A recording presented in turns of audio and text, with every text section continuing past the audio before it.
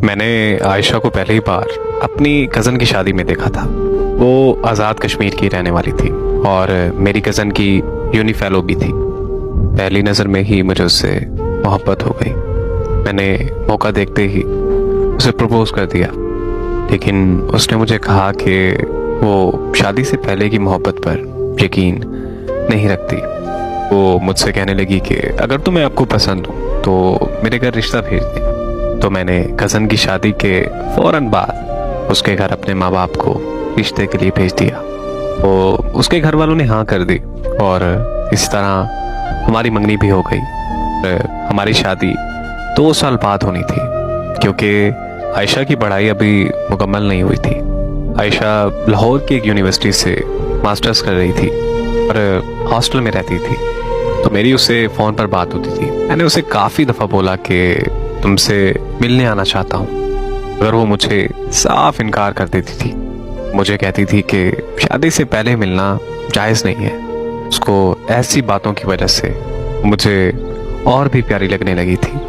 उसे अपनी और अपने घर वालों की इज्जत का बहुत ख्याल था। मेरी छुट्टी ख़त्म होने पर मुझे फ्रांस वापस आना था। तो वापस आने से पहले मैंने आयशा को दोबारा ये ख्वाहिश की कि मैं फ्रांस जाने से पहले एक बार तुमसे मिलना चाहता हूँ। तो उसने मुझे कहा कि ठीक है, मैं एयरपोर्ट पर आपसे मिलने आ जाऊंगी। मैं अपनी फ़्लाइट वाले दिन एयरपोर्ट पर 4 घंटे पहले ही पहुंच गया।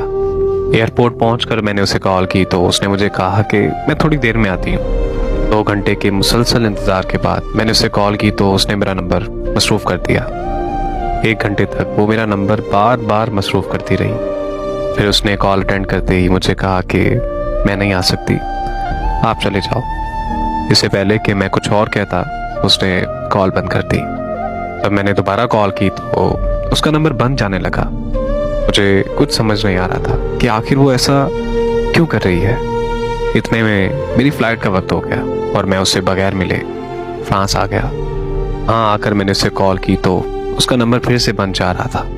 मैं उसके घर कॉल करने ही वाला था कि मेरे घर से कॉल आ गई। मुझे मेरी अम्मी ने बताया कि आयशा के घर वाले हमारे घर आकर तुम्हारा रिश्ता तोड़ गए हैं। ये सुनकर मेरे पांव तले ज़मीन निकल गई।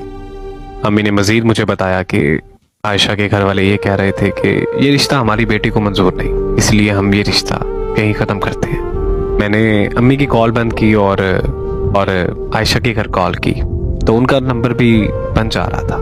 कि लाख कोशिशों के बावजूद भी मेरा राब्ता आयशा और की फैमिली से नहीं हुआ तो मैं फिर से छुट्टी लेकर पाकिस्तान वापस आ गया। वहाँ पहुँचते ही आयशा के घर आज़ाद कश्मीर चला गया। वहाँ जाकर मुझे आयशा के घर वालों ने बताया कि आयशा लाहौर से वापस घर आई थी और तब उसने कहा कि उसे तुमसे शादी नहीं करनी। हमने उससे वजह भी पूछी थी, मगर उसने कहा कि मैं जहर खाकर मर जाऊंगी लेकिन वहाँ शादी नहीं करूंगी, इसलिए हमने आप लोगों के साथ रिश्ता तोड़ दिया। उसके बाद वो 2 दिन घर रही और फिर वापस लाहौर चली गई। मगर फिर हमें पता चला कि वो लाहौर पहुंची ही नहीं। हमने उसे बहुत ढूंढा मगर उसका कुछ पता नहीं है। मैं ये सब सुनकर और भी तकलीफ में चला गया, क्योंकि मेरे अंदर बहुत सारे सवाल पैदा हो चुके थे। क्योंकि आखिर उस दिन वो एयरपोर्ट पर क्यों नहीं आई और फिर उसने अचानक मुझसे मंगनी क्यों तोड़ी और अब अचानक कहाँ गायब हो गई है। मैं अपने इन्हीं सवालों के जवाब जानने के लिए अपनी कज़न से मिलने लाहौर चला गया, जो उसकी बेस्ट फ्रेंड हुआ करती थी और आयशा की यूनिवर्सिटी फेलो भी रह चुकी थी। मेरी कज़न ने मुझे बताया कि आयशा यूनिवर्सिटी में एक लड़के से बहुत ज़्यादा प्यार करती है, मगर वो लड़का आयशा के साथ मुखलिस नहीं था। मैंने ये बात आयशा को समझाई थी कि वो लड़का तुमसे प्यार नहीं करता, मगर वो इस बात को समझने तक वो अपना सब कुछ गंवा बैठी थी। प्रेग्नेंट होने का सुनकर उस लड़के ने आयशा को छोड़ दिया।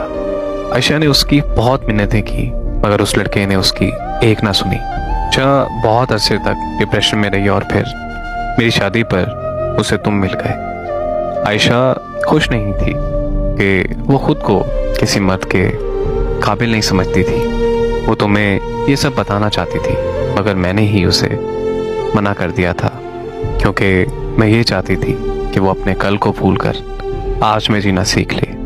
अपनी कज़न से आयशा के बारे में सुनकर मुझे बहुत दुख हुआ। फिर अफसोस इस बात का था